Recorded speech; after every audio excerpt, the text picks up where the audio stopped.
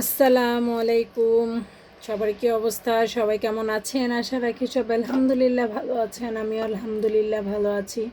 কি সুন্দর কাঁঠাল দেখেন, এক একটা কোয়া। বাবারে মাশাল্লাহ মাশাল্লাহ, দেখেন একদম কাছে থেকে দেখাই, এই দেখেন এক একটা কোয়া কত সুন্দর। কাঁঠালগুলো কোত্থেকে আসছে জানেন? আমার নানু বাড়ির থেকে আসছে। আমার নানুদের গাছের কাঁঠাল।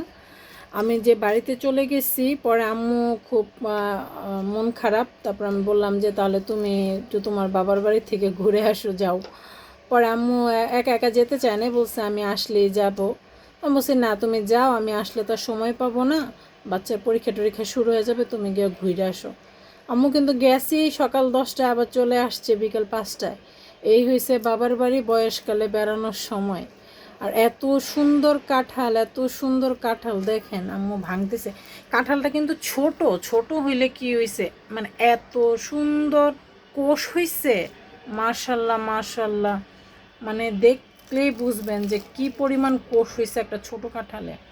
দেখেন আম্মু নিচে একদম বসে সুন্দর করে কাঁঠালটা ভাঙতেছে।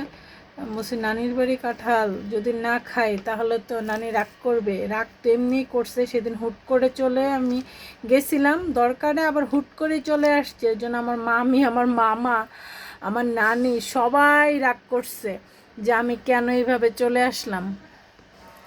সবাই রাগ করছে। পরে আমি বলছি রাগ করিও না, আমি এক সময় আইসে একটু বেড়াই যাবো না, তোমাদের রাগ আমার অনেক মন খারাপ হয়েছে।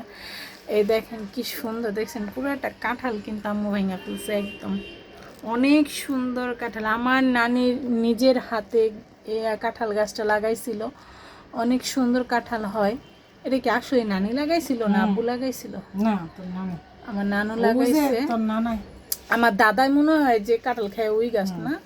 আচ্ছা, আপনাদের একটা হিস্টোরি বলি শোনেন। আমার দাদা 2000 মারা গেছে 2005 সালে। আমার দাদা যখন ছিল তখন আমার নানু আমাদের বাড়িতে বেড়াইতে আসছিল, তখন আমার দাদা একটা কাঁঠাল নিয়ে আসছিল।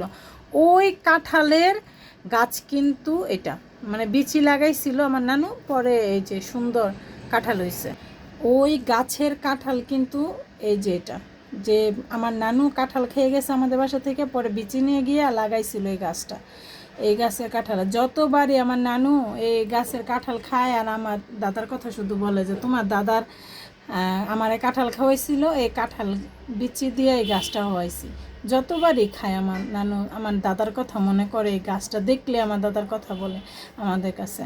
আর আমার দাদা আলহামদুলিল্লাহ একজন খুব মানে সোনার মানুষ ছিল। আমার নানাও একজন সোনার মানুষ ছিল। মানুষে মানুষে একটা ডিফারেন্স থাকে না? আমার দাদা, নানা, দাদি, নানি আলহামদুলিল্লাহ তারা অনেক ভালো মনের একজন মানুষ ছিল। এই তো আপনাদের কাঁঠাল দেখাই দিলাম, এখন আমরা খাবো। সবাই ভালো থাকবেন, সুস্থ থাকবেন। যেহেতু আমার দাদা আর দাদি, আমার নানা নাই, তাদের জন্য দোয়া করবেন, তারা যেন পরপারে ভালো থাকে, এবং আল্লাহ তাআলা যেন তাদের সকল গুনাহ মাফ করে দিয়ে তাদেরকে বেহেশত নসিব করে, প্রত্যেকটা জান্নাতের দরজা যেন তাদের জন্য খুলে দেয়। আল্লাহ হাফেজ।